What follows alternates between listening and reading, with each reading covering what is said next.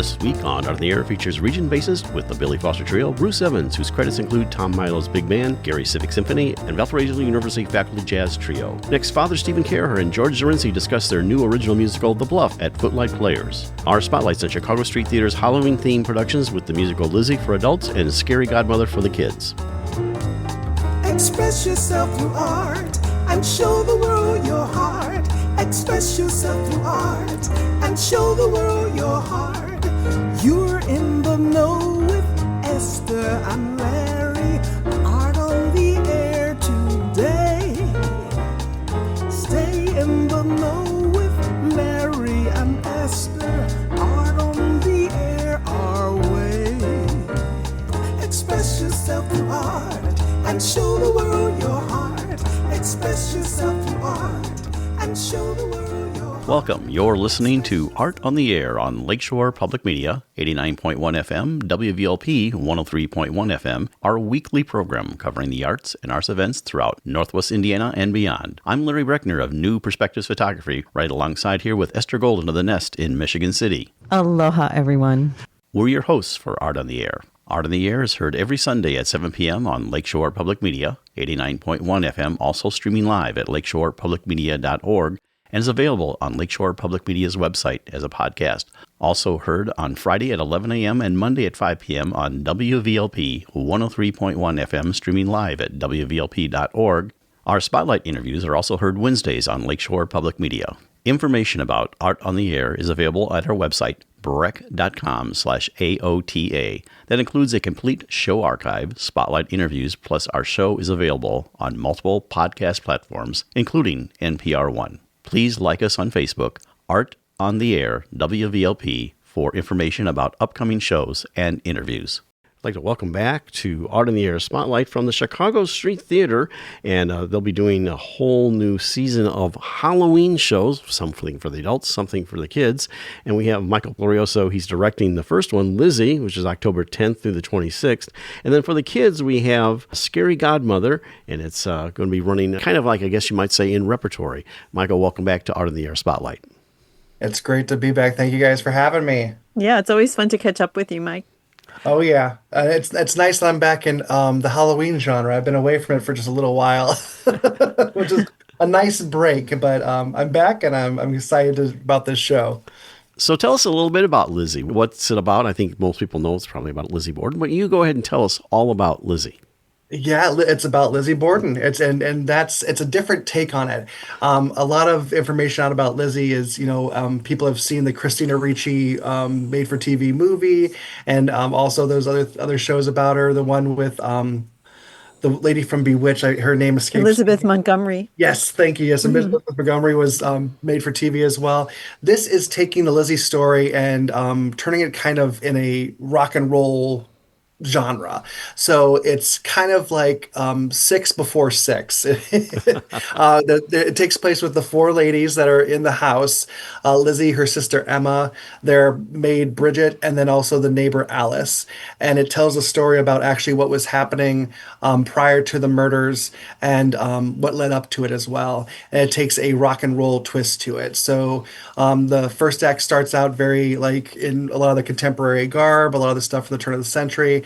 And then it breaks out into the second act to like a more rock and roll punk style of show. The music's all really great. It does follow the thing as if Lizzie did it and explores that piece of it. Although a lot of it's still an unsolved case. No one knows if she did it or not. But it's a wonderful show with just four women. And we also have three incredible dancers that are involved with it too, one of which is a male. And so this is a musical. I guess I didn't, when I was looking at the synopsis, I didn't quite catch that. So that's an interesting take on a musical then.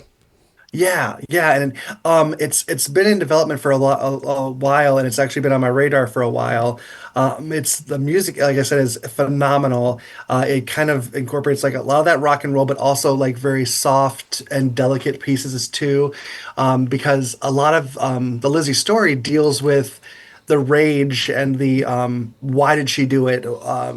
What kind of possessed a woman to do it? And that was also one of those things that really was intriguing about the case itself, because a lot of people said how brutal the crimes were, that a woman couldn't possibly have done this to her father and her stepmother. So that's kind of, I think, why she was acquitted actually in the original court case. Right. So are the four main characters, are they playing instruments or are they singing No, just? they're just singing, and there's some movement involved with it too. The band will actually be on stage with our actresses as well, and which creates also that really nice rock concert feel to it too. Right. And it's unlike Six, there'll be movement and things. They're not stuck behind a microphone singing. Most of it, they actually can move around the set. There's a set that's involved with it as well. So it's gonna be a really exciting, fun time. A little bit of blood, a little bit of loud bangings and other things too. So a little bit of trigger warnings for, for Yeah, there's a people lot out. of energy to it, even though there are the softer moments. It's highly energetic. Very much so, very much so. Well, you have another show that's running kind of like in repertory with this, more for the kids, called Scary Godmother. And I think, as you said, Donna Henry is directing that one. Yes, Donna Henry is taking that helm up to do Scary Godmother. We did it a couple of years back for the kids.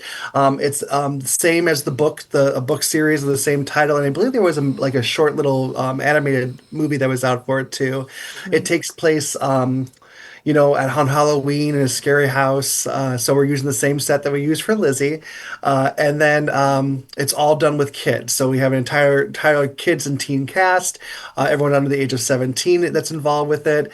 And that takes place in rep with Lizzie. So on those 12:30 and 2:30 days, they'll be doing the show before Lizzie does their show at 8 o'clock or 2:30 on the weekends. So yeah, it was really fun. Good opportunity for the family to come out and have something too.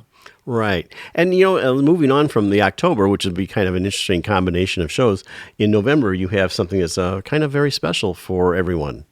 Yeah, Charlie Brown Christmas. That's everyone remembers the Charlie Brown Christmas Classic. special that was out. Yeah, wonderful show. Again, it's going to have again a kid cast and then also an adult cast, which is going to be very interesting. Lisa, our wonderful artistic director, is directing that one along with her sister Gina, and that's going to be really great for them as well. Something nice for the holidays. Yeah, that's going to run like starting in late November all the way through December. So, and of course, Yeah. as you indicated, the Charlie Brown Christmas was kind of groundbreaking in terms of animated television, taking a comic strip and putting it onto a thing, and became I think, a perennial favorite and everything. So, Yeah, I know it's something that I watch every year too. And then also after that, we have the Half-Life of Marie Curie in February. And then after that, Jellofish, written by our very own Jim Henry, and he's also directing that, which is going to be great. And then we wrap up our season with Ride the Cyclone, which is very anticipated for this area. I think a lot of our college-age kids and our our new generation of actors are really excited about that one. I'll be directing that one as well wow. at the end of the year with the help of Lisa. Busy times at Chicago Street Theater. Real quickly, rough show dates for your Halloween series. Yes, the Halloween series again. It will open with Lizzie on the 10th of October, and it will run till the 26th. And then Scary Grandmother will open the next day on the 11th and run to the 26th as well. That's Michael Glorioso from the Chicago Street Theater, Lizzie in October, and also Scary Godmother. Thank you so much for coming on Art in the Air Spotlight. You're welcome. Thank you both. Yeah, thank you. What a great lineup. Woo. Art on the Air Spotlight and the complete 1-hour program on Sunday is brought to you by Ember Forge Consulting, thoughtful marketing and digital learning built to express your purpose and grow your reach. Learn more at emberforgeconsulting.com/grow. And as a reminder, if you'd like to have your event on Art in the Air Spotlight or have a longer feature interview, email us at aota@brech.com. That's aota@brech.com. Hey, this is Bela Fleck, and you're listening to Art on the Air on Lakeshore Public Media, 89.1 FM, and on WVLP 103.1 FM.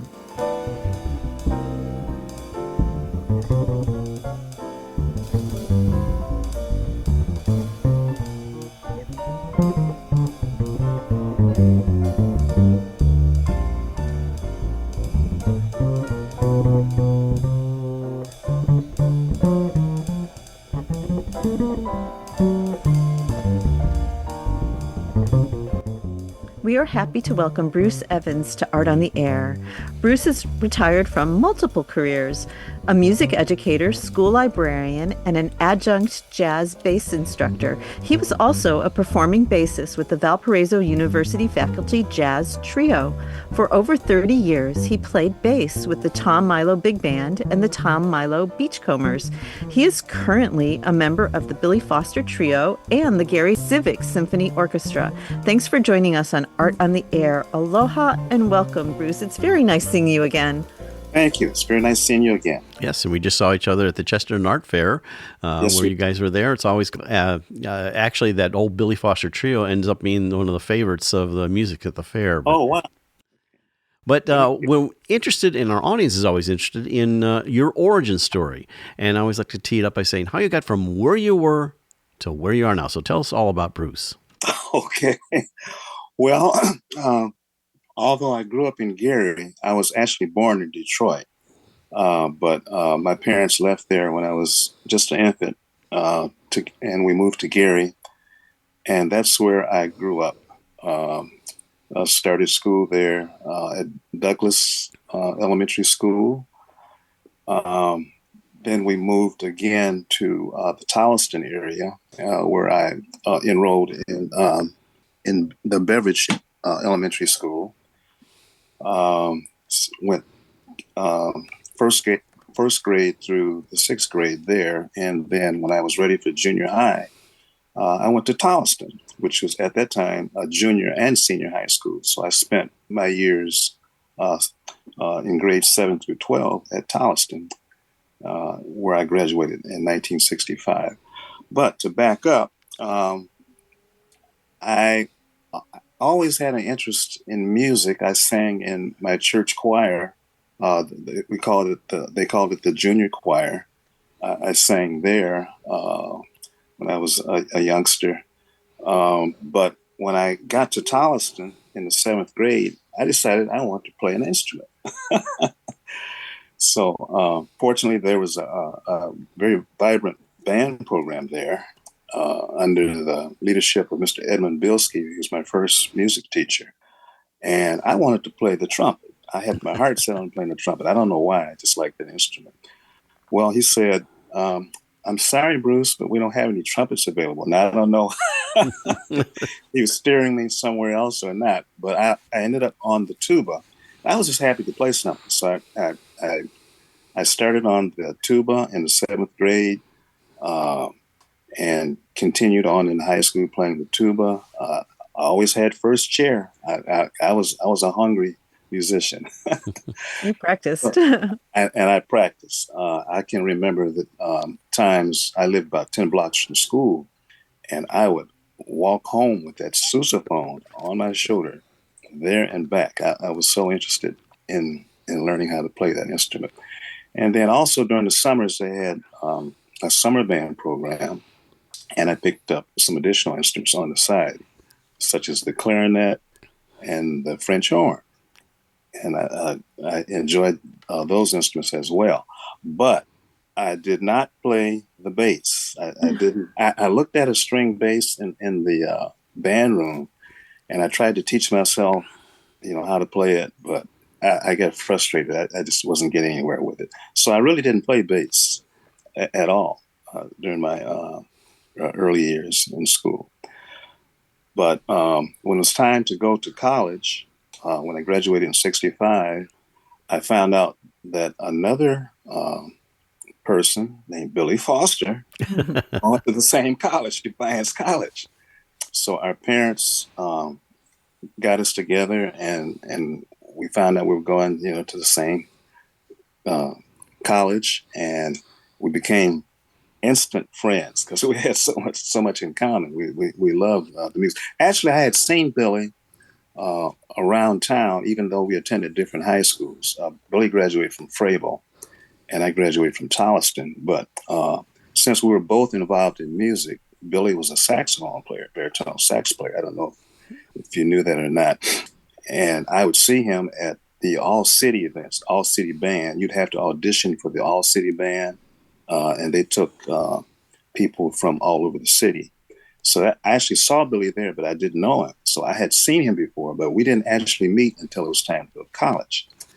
So once that happened, and we found out we were going to Defiance College, and there was instant friendship there. And Billy actually mentored me in jazz. I mean, I didn't really know much about jazz, but Billy was already into it. I mean, he was really gung-ho about jazz even then. So he had me listen to all these recordings he had. He was always telling me about, how much fun he was having playing jazz. And he was also in the college dance band or jazz band called the DCs at Defiance College. And, I got to hang around with Billy and the guys in the band. So I had some interest in it, but I wasn't in the band at that point. I went to college as a pre-med major. I was going to become a doctor, but I couldn't stay away from the music. So to my mother's chagrin, I switched my major. In my sophomore year, I switched it to music education. But I was happy. I felt, that this was what I wanted to do, and this is what I was going to pursue. So going back to the DCs, the college dance band, the bass player in that band couldn't make a job because the band performed on weekends, for various functions, for proms, whatever. They gave us students something to do, a little way to make some money. But at that time, I didn't know anything about playing the bass. But the bass player, on this one occasion, something came up and he couldn't do the job. But the band had a contract to play this job, this music job. They needed somebody, to stand in for him. So they asked me to do it for some reason. I didn't know anything about the bass. I didn't know the G string from the E. I didn't know anything about You were nice and tall, though, maybe, I was right? nice and tall. So they hired me for that one night to stand up and pretend. I hope I don't get in trouble for this. Pretend like I was playing the bass, and I was so nervous. I was mortified, but somehow I got through the night, and I said, you know what? I was so embarrassed. I said, I'm going to learn how to play this instrument legitimately. So after that incident, I set about, again, trying to teach myself how to play. And of course, with Billy's encouragement, the recordings that we listened to, that just gave me even more incentive. I heard this guy named Ron Carter, who played with the Miles Davis band. And I said, oh, that's the way the bass is supposed to sound. And so he became, I was like a little duck that kind of gravitated toward his mother.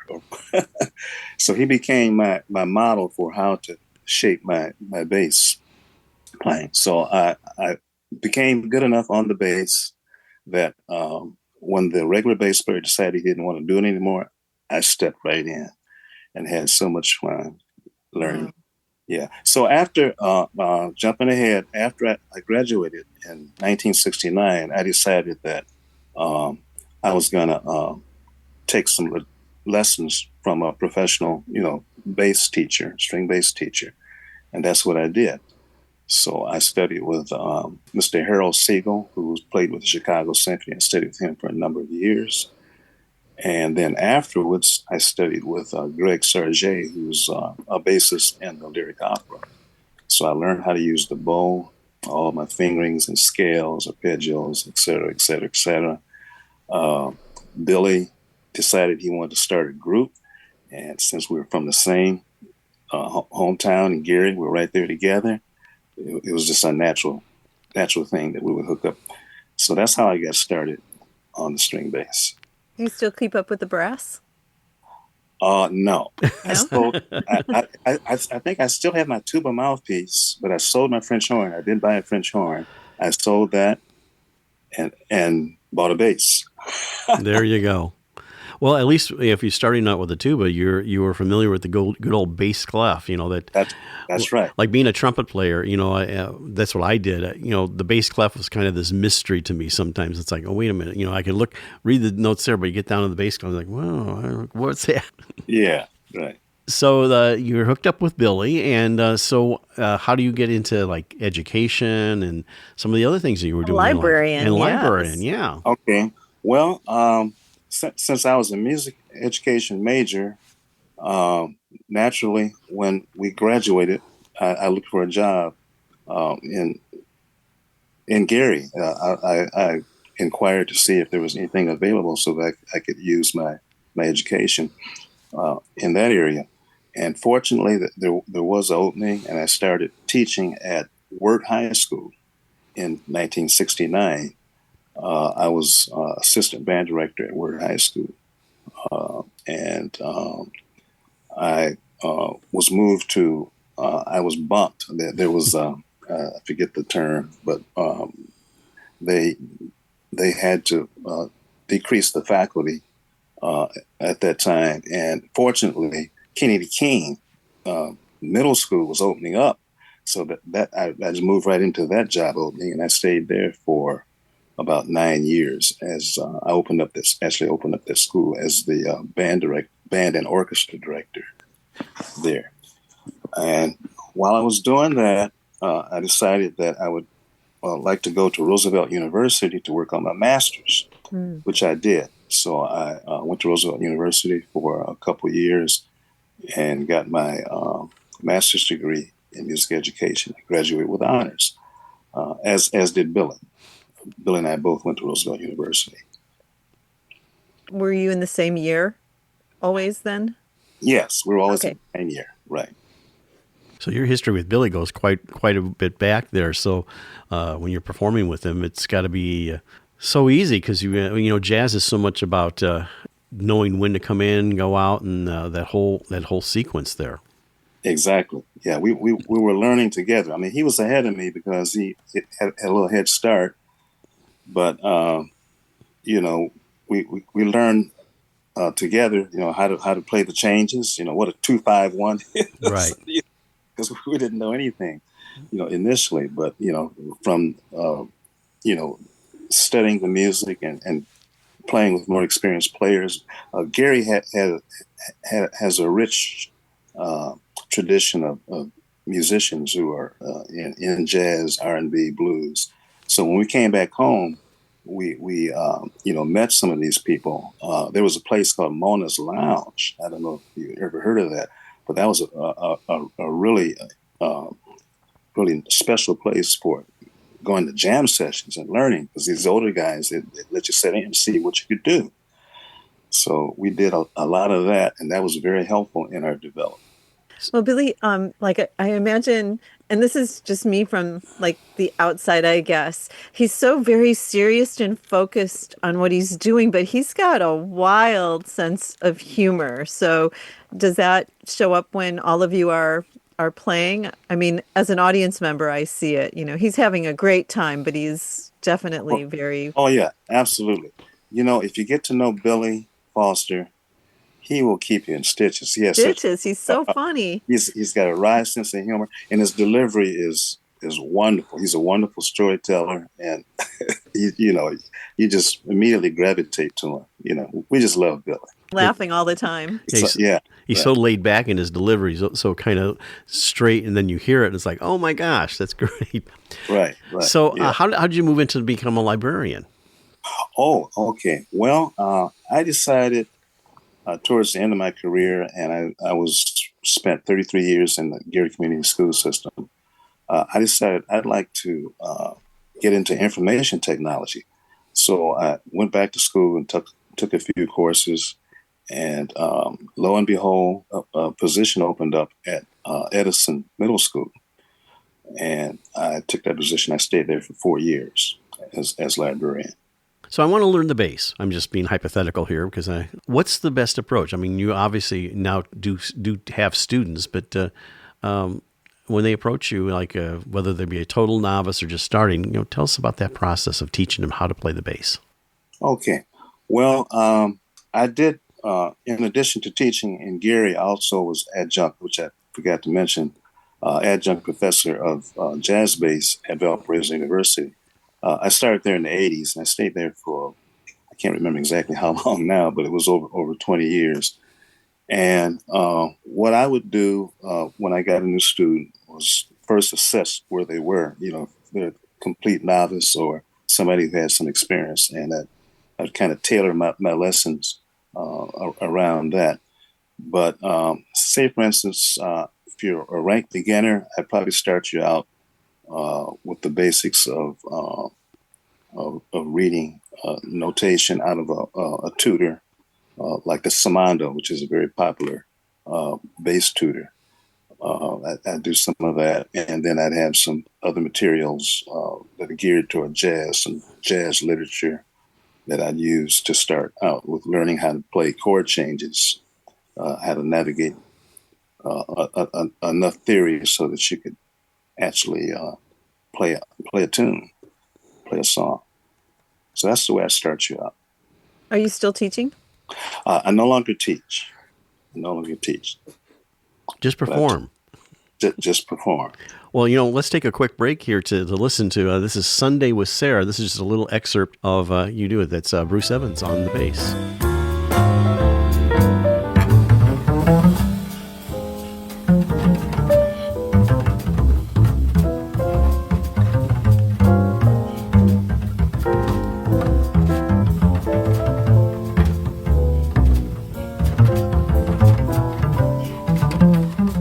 That was Bruce Evans on the bass playing Sunday with Sarah, just a little sample of his work on the bass there. So sweet. Did you write that? Did you compose that? No, that was actually composed by the drummer in the trio, Jeff Brown. Oh, yeah. And he wrote that for his wife, so hence Sunday with Sarah. But that song was part of, I believe that was on our first CD, that Valparaiso University Faculty Jazz Trio. Billy, Jeff, and myself, Billy on piano, Jeff on drums, and myself on bass. And each of us contributed at least 2 or 3 original compositions, and that Sunday with Sarah, that was one of them. That was recorded in 1999 at the CMC recording studio in Chicago, which is no longer there. But we also did another recording in 2010. It's called Journey. And each of us, most of that CD is originals. I think there's one standard tune, but everything else is written by the 3 of us. But I've written, I guess, 3 or 4 songs that are copyrighted. That's kind of the history of that. So was Billy part of that, the faculty band as well? He was, yeah. Not any longer, but yes, he was an original member. You probably must be sad about how the music program is at Valpo, how it's really gone to almost nothing. It's very, very sad. I mean, I know Jeff Brown for years too, and how he has kind of got, kind of pushed out the door, so to speak, when they were really downsizing or riffing everybody. Yeah, exactly. Yeah, because Jeff was very instrumental in building that program. We used to have artists from all over the world, actually, at our annual festivals. So that's really sad. Yeah. So any more compositions in your future? I mean, is that something that all of a sudden say, I have the need to write. I have the need to write something. No, I don't really have a need to write. I kind of write by necessity. Billy is the one who needs to write. He writes something every day. He's the writer. So do you have other artistic endeavors, I guess? No, I think music is about it. But apart from music, I have an intense interest in genealogy, family history. Wow. So I've been doing that for years, and that's a very rewarding hobby for me. So how far have you delved back? I've gone back with parts of my family back to 15th century. Wow. Yeah, mostly on Ancestry, I'm on 23andMe, Ancestry, Family Tree DNA. I've even done DNA, the DNA to help me with that. Yeah, I know I've done that too. And I found, well, I was mostly interested because I was wanting to get into the Sons of the American Revolution and found that I had ancestors here, both on sides of my family, maternal and paternal side, that were here before then. So it was interesting. Wow. But then I traced some of it back, I think, to about, 15th century or thereabouts, mostly in Germany. So Okay. One of the more interesting things I learned was that I'm distantly related to President Obama.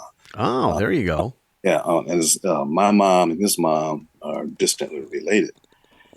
I also learned that, also my mom's side, that one of her ancestors was from the island of Madagascar, which is totally unexpected.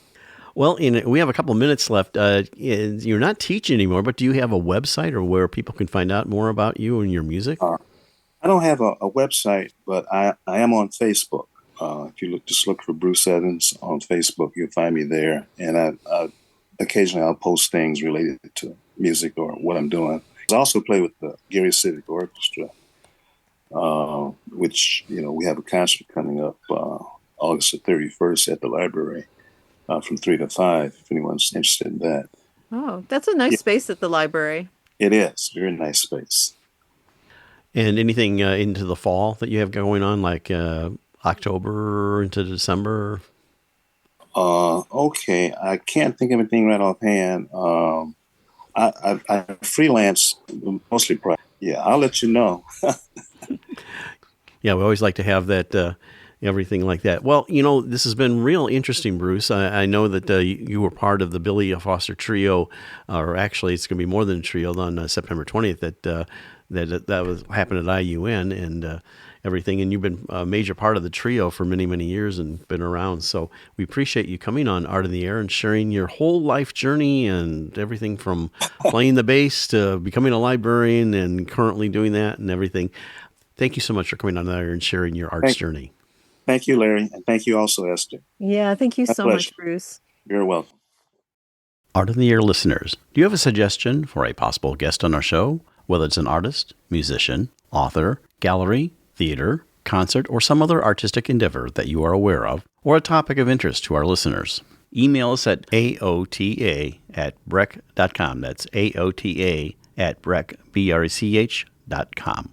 Our show relies on the support of not only our show underwriters, but also our listeners who make donations to this station. Your support of this station will ensure Art in the Air may continue bringing you the best of the arts and culture programming for Northwest Indiana and beyond. If Art in the Air is important to you, please consider supporting this station with a one-time contribution or even making an ongoing sustaining contribution. For information on how to make a contribution, go to this station's website or our show website, brech.com/AOTA. And thank you. Hi, this is Morgan McCabe, freelance theater professional and writer for the Northwest Indiana Times. You are listening to Art on the Air on Lakeshore Public Media, 89.1 FM, and on WVLP 103.1 FM. Thanks for listening. We would like to welcome Father Stephen Caraher and George Jurencie to Art on the Air. Father Stephen is a theatrical creative from Munster, Indiana, both in performance and directing. His lifelong passion for theater and collaboration culminated most recently in his co-composing the music for The Bluff, an original whodunit musical comedy. George is an electrical engineer from Munster as well. While he has been on stage a few times, he can be found backstage managing light and sound for musicals and plays. He also, for a time, consulted on set construction and lighting design for an international touring musician. George collaborated with the other writers of The Bluff, providing another creative voice. Thank you both for joining us on Art on the Air. Aloha and welcome, Father Stephen and George. It's very, very nice meeting you. Thank you, Esther. Very, very kind. Thank you. It's good to be here. Well, it's nice to see you guys again because you're part of my theater program, Munster Theater Company, for many, many years. And so it's good to reconnect. And of course, if you hear Lab during this thing, refer to me, that's kind of my nickname. Most people out there kind of know that. So, but how we want to start off the show is get your background story. I'm going to start with you, Father Stephen, how you got from where you were to where you are now. So tell us all about yourself. Well, thank you. It's wonderful to see you again, Dr. Larry A. Breckner. It's wonderful. Um, my origin story in terms of like my artistic journey really begins over at St. Thomas More in Munster. So I was there from kindergarten to eighth grade, and I remember in third grade watching a musical. They do a musical every single year, which is wonderful. I mean, you don't typically see like many middle school programs or middle schools like do musicals, but at St. Thomas More they did one every year, and I remember seeing for the first time a musical called Schoolhouse Rock Junior, which was, when I look back now, it's not the highest quality show that has ever been written, but I was just absolutely entranced by it in third grade. I remember like dragging my parents to see every single performance of it. And I remember crying like in my bed, like the night after it was done. And my mom told me that it wasn't going to be performed again next year because the fourth grade was like the first year that I could audition for the show. And I remember crying that I wasn't going to be able to be in this musical. But thankfully, they had another musical the next year, which was Aladdin Jr. I got cast in that and then was in musicals every single year at St. Thomas More. My very last year at St. Thomas More was really special because we had an original musical put on. So one of our directors, Kristen Estes, wrote a musical specifically for kids in middle school to play called Cookie, a Half-Baked Musical. And that kind of really going through that creative process, even in eighth grade of originating a musical, really kind of put into my head like a spark and desire to create, especially theater. And that kind of led me to high school. As Larry mentioned, I'm an alumnus of Munster High School.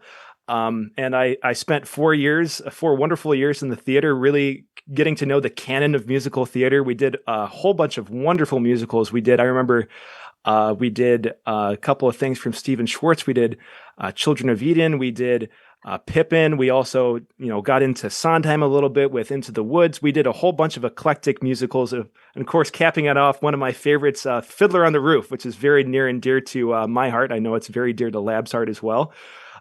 Near and dear to George's heart as well. And it was such a blessing to be a part of that.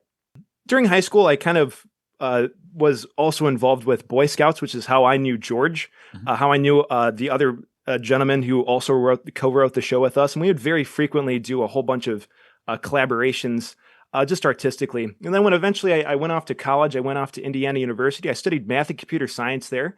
But I minored in theater, and that really was a time where I got to really sink my teeth into different theatrical traditions and different, a couple more musical creators and composers. I really continued to fall in love with the art form, and it was during my time in college that I really felt a call to the priesthood. And through prayer and discernment, really felt the Lord call me to enter seminary to study to be a Catholic priest for the Diocese of Gary. And kind of part of my journey was kind of, realizing, okay, as a priest, I probably won't be able to do as much theater as I thought I'd be doing. Like there probably wouldn't be time to do a lot of, community theater. I always imagined myself coming back to the region and doing community theater for the rest of my life, but realizing that, this commitment is probably going to be, take pretty much everything out of me. And it's theatrical as well. Yeah, certainly. There is a lot of connection between, my theatrical training and what I do on pretty much on a daily basis, talking in front of people, being composed in front of an audience, speaking, communicating, all super helpful. But I entered seminary and continued to discern, whether or not the Lord was calling me to be a priest. And I remember my last couple of years of seminary, there was, the offer was put to me because, believe it or not, in seminary, in a couple of seminaries across the U.S., they have a theater program. So they have some seminarians like direct and put on different plays or musicals. So they said, "Oh, Stephen, you're a guy who studied theater in college and you did a lot in high school. Why don't you direct plays for us?" And so I did that. I did that for a couple of years, and it came to my last year of seminary, and actually got a chance to put on this musical that we're talking about today. So that's my origin story, and I'm sticking to it. Well, I have a childhood question. So was it a musical family? So what drew you to musical theater? Was it? Yeah, I'd say my family is quite musical. My mother is a violist, so she played in the Northwest Indiana Symphony for 30 years. After 30, that's a little connection.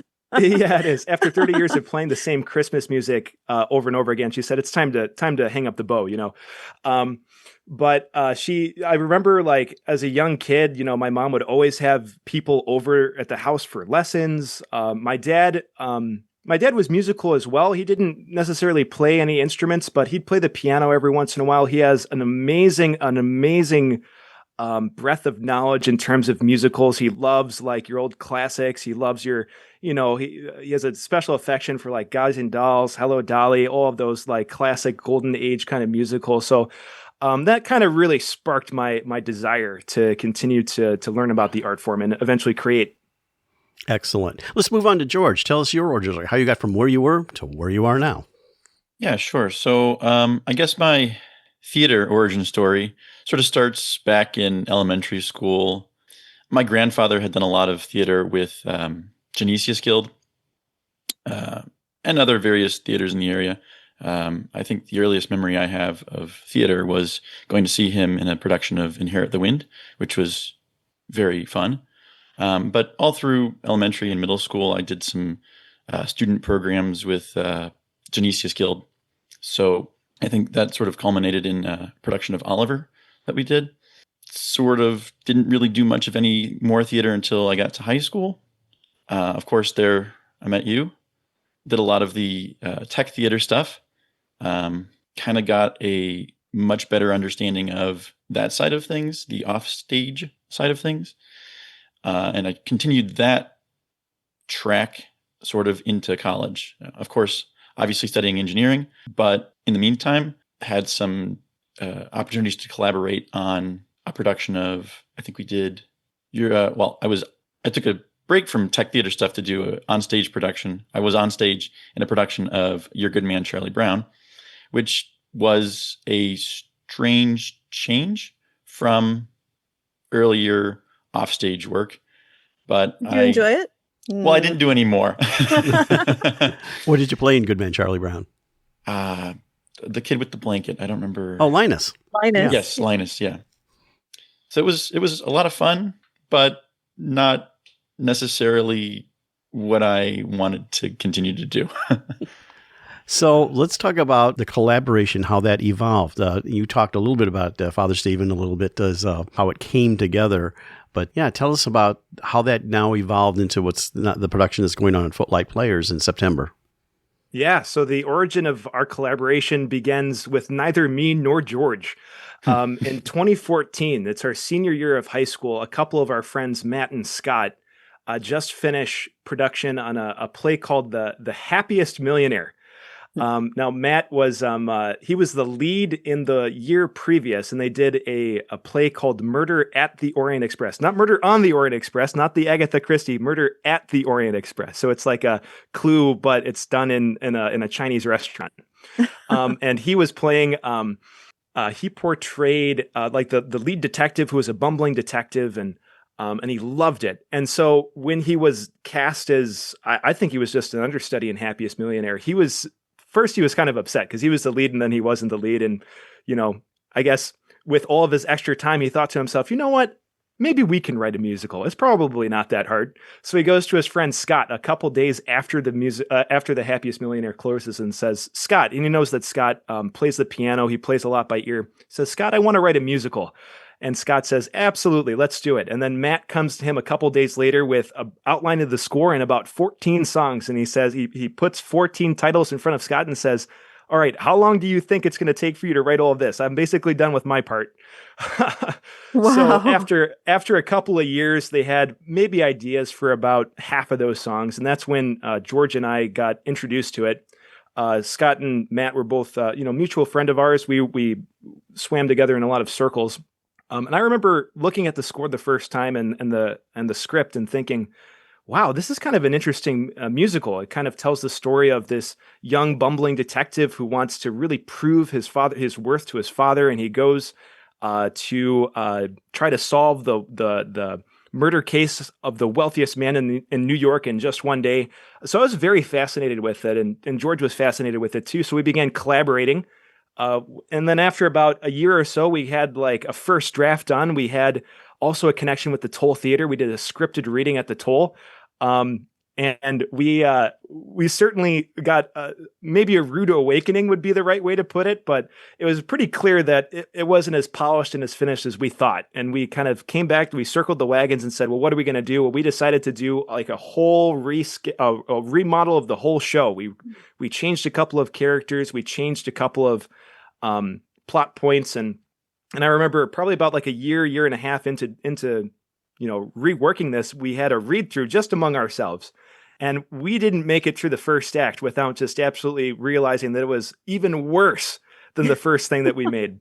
So then we had a decision to make. It's like, okay, what are we going to do? So we scrapped that whole thing, went back to the drawing board, and then figured that, okay, we can take some pieces from the original script and the plot, and maybe add a couple of songs here and a couple of songs there. And then COVID really helped. COVID allowed us a lot of time to really just complete the rest of it. I wrote pretty much most of the second act songs during COVID while I was quarantined, and that eventually kind of led it to its final stage and iteration in about 2024. So it was about a 10-year process writing the musical from where it began to where it is today. You're listening to Art on the Air on Lakeshore Public Media, 89.1 FM, on WVLP, 103.1 FM. So, George, your involvement in this is more of an assist, but you probably brought some, I'll say like a third eye to the process, like with Matt and Scott and Father Stephen. So tell us about how your involvement worked on that. Yeah. So I guess my initial collaboration was sort of just trying to help record some demo reels or get things recorded for posterity. But after a while, I could hear one or two songs and I'd say, oh, maybe what about this? Hey, try this. So it was a very gradual sort of entrance into that sort of collaboration. Mostly I was focusing on the idea that, this potentially would be on stage. How would a group producing this handle different things? You're thinking about the sets and the lighting and all of that Right. as that's really important. Yeah, or having a character on stage left and then all of a sudden on stage right. So, sort of kind of managing the laws of physics as well. Well, and especially with musicals, that's a major part of what I hated, as you both well know, is I hated to have gaps in a show. Like that the old traditional close the curtain, set changes. I used to say, okay, look over here. We're going to do something over here while we're doing something else. So yeah, planning the logistics in musicals. And people expect what I call the cinematic type of theater now, where things just constantly change. They don't want to see the curtain close, the orchestra play, and then So yeah, that's a major part of staging the whole thing, even before it gets into a directing piece. Well, I think like musicals are so ambitious, and it's so wonderful to have new musicals out in the world. And actually it just reads like an old-time detective. The language is it's very vibrant and quick and funny, and I'm looking forward to seeing it. Yeah, it reminds me a little bit of City of Angels, the musical. It has that kind of feel. I don't know if you've ever seen that one, but it's actually... Oh, I love City of Angels. Yeah. Yes, that's a high compliment. Thank you. Yeah, I did when it was at, I think Jurencie brought it to the center when I was there, and they were asking how we were going to light this. And I said, this is going to be easy, because like when they were in the real modern time, it'd be colorful and like regular. But I said, when they went back to the cinematic time, we would go with like almost a not...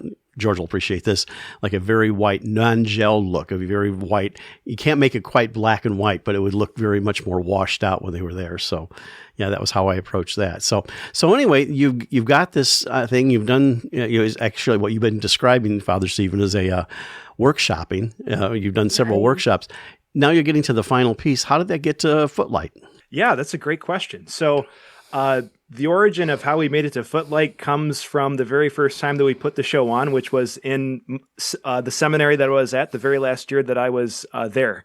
So one of my friends at the seminary knew that I was working on this thing and really pushed me to really think seriously about putting it on the stage. And I was a little nervous about putting it on the stage in the seminary. First, because there's women in the show. So, in a Catholic seminary, there's only guys there. So, pretty much the only shows you can do are like 12 Angry Men and Joseph, So like, I was like, how is this possible? How would it possibly be? But then, I came to realize that there's a couple of staff people who would be interested in coming. There's a commuter student who did theater in high school who was interested in coming in it. So that answered that question. Okay. And then the question 2 is, we didn't have any drummers in our group, and we knew that drums needed to be a part of the score. I'm like, well, we can't put this musical on because there's no drum score yet. And then magically there is a drummer who appeared in our lap and said, hey, I would love to write a drum score to this thing. So things kind of progressed, and dominoes started to fall in such a way that it became very easy for us to just do this show my last year of seminary.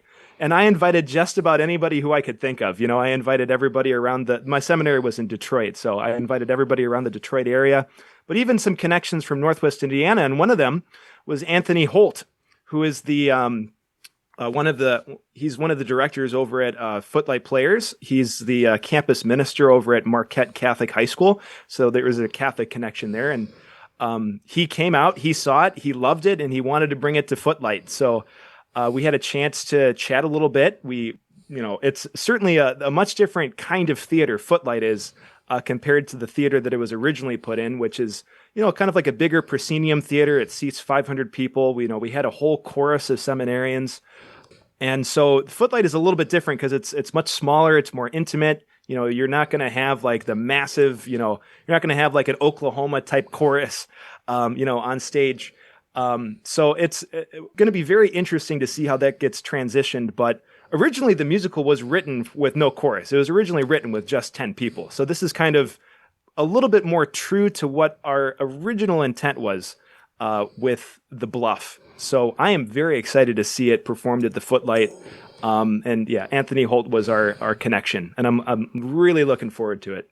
So I have a question so as you're workshopping it and you said things change. So George, were these like the original names, like Dexter Dull and Chef Morty, or did those change, or did the names stay consistent? I think there's a few changed, a few stayed the same. I think Dexter Dull might be the only one that stayed throughout the whole thing. Oh, it's such a great name. I think it was after a character in that Murder at the Orange Express was like Dudley Dull or Dudley Sharp or something like that. So it was kind of a straight ripoff from that show. Chef Morty had a different name. Oh, it's such a great name for the chef. I think Luella might have stayed Luella, and Chauncey. Chauncey might have stayed. I think everybody else has a different name. Very clever names. So turning this over to someone to direct, neither one of you are part of the directing team. Is that sort of difficult when you kind of let your baby go to someone else to interpret the work? Yeah, it's difficult in the sense that there's no control. You have no control over it. So we had a chance to, so I was the one who directed the first iteration of it over at the seminary. And I felt, there was a lot of work, but I didn't feel like it was totally out of my control. We had a chance there's a local Catholic high school over in Detroit that also put it on. So this is Footlight Theater is the second time that we're kind of letting the baby walk by itself. And I remember walking into that theater feeling so much more nervous than the time that I got to direct it myself. Just because you have no idea how they're going to interpret this line or that line. But I left that theater thinking like, wow, I think they almost did a better job than we did. Like, it was just amazing just seeing, and this is why I love theater so much, is it's such an incarnational art form. Like, you have the script, you have the music, you have the lyrics, but it really becomes its own thing in the present moment. And it's just so wonderful to see what people interpret and how they see, what you wrote down. And there are a lot of things that surprised me, and I'm looking forward to what's going to surprise me when I see the Footlight Players put it on. Anything in the future? Producing a musical. I know I've got one still in the back burner that I've never actually got out into the world. So before I die, I should probably do that. But, do you have anything, okay, we got this one done. Is there any other collaborations down the road? Well, we're looking for collaborators. I'll tell you that. So, and there's a way that you can contact us. We have a website, so you can reach out to us at thebluffmusical.com. We have like a contact email that you can reach out to. We're the cheapest show in town. We're not looking to make any money. We have other jobs that we're doing. We're just going to basically charge you for us coming to see the show. Basically, is the extent of it. Yeah, we'd love to. We're very open to collaborating with perhaps other artists around Northwest Indiana. Other places. We have a couple of different people that have expressed interest, but nothing hard and fast yet. But we're looking forward to future collaborations with anybody who's interested. Excellent. And tell us about when it's running, even though we're going to run this show after it. It will be out there on the web. So tell us about the show dates. Absolutely. So it's going to run for 3 weekends in September, the last 3 weekends. The first weekend, it'll run from Thursday, September 11th to Sunday, September 14th. The next weekend is September 19th to 21st, and the final weekend, September 26th to 28th. Ticket information can be found on the Footlight Players website. It's footlightplayers.org/upcoming-shows/tickets. You can find them there. Get them while they're available. Who knows how quickly they'll go. That's true. It's not a lot of seating there.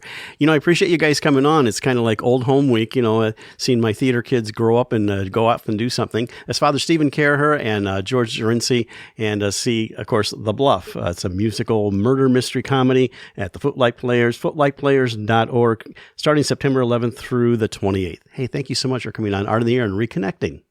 Thank you. Thank you. It's a blessing to be here. Thank you so much. It was a pleasure. We'd like to thank our guests this week on Art on the Air, our weekly program covering the arts and arts events throughout Northwest Indiana and beyond. Art on the Air is heard Sunday at 7 p.m. on Lakeshore Public Media, 89.1 FM, also streaming live at lakeshorepublicmedia.org, and is available on Lakeshore Public Media's website as a podcast. Art on the Air is also heard Friday at 11 a.m. and Monday at 5 p.m. on WVLP 103.1 FM, streaming live at wvlp.org. If you have a smart speaker like Amazon Alexa, Google Assistant, or Apple Siri, just tell it to play Art on the Air to hear the latest episode. Our Spotlight interviews are heard every Wednesday on Lakeshore Public Media. Thanks to Dee Dotson, Vice President of Radio Operations for Lakeshore Public Media, and to Greg Kovach, WVLP's Station Manager. Our theme music is by Billy Foster with a vocal by Renee Foster. We'd like to thank our current underwriters for Lakeshore Public Media, Ember Forge Consulting, thoughtful marketing and digital learning built to express your purpose and grow your reach. Learn more at emberforgeconsulting.com/grow. And for WVLP, Walt Breidinger of Paragon Investments. So we may continue to bring you Art in the Air, we rely on you, our listeners and underwriters, for ongoing financial support. If you're looking to support Art on the Air, we have information on our website at breck.com/AOTA, where you can find out how to become a supporter or underwriter of our program in whatever amount you are able. And like I say every week, don't give till it hurts. Give till it feels good. You'll feel so good about supporting Art on the Air. If you're interested in being a guest or send us information about your arts-related event or exhibit, please email us at aota@breck.com. That's aota@breck.com, or contact us through our Facebook page. Your hosts were Larry Breckner and Esther Golden, and we invite you back next week for another episode of Art on the Air. Aloha, everyone. Have a splendid week. Express yourself through art and show the world your heart. Express yourself through art and show the world your heart. You're in the know with Esther and Larry. Art on the Air today. Stay in the know with Larry and Esther. Art on the Air our way. Express yourself through art and show the world your heart. Express yourself through art and show the world your heart. Express yourself through art and show the world your heart. Express yourself through art and show the